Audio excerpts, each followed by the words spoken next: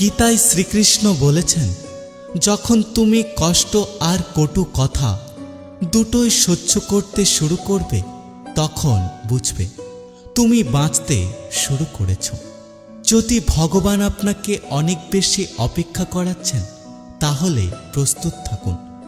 তিনি আপনি যা চেয়েছেন তার চেয়ে অনেক বেশি কিছু দিতে চলেছে। জীবন নিয়ে বেশি ভেবো না। যিনি জীবন দিয়েছেন তিনি কিছু না কিছু ভেবে রেখেছে।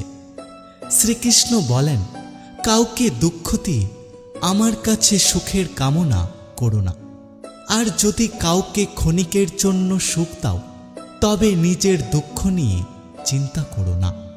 মৃত ব্যক্তিকে কাঁদে নেওয়াকে মানুষ যেমন পুণ্য বলে মনে করে, তেমন যদি জীবিত মানুষের পাশে দাঁড়ানোটাকে মানুষ পুণ্য বলে ভাবতে শুরু করত, তাহলে জীবনটা অনেক সহজ হয়ে যেত।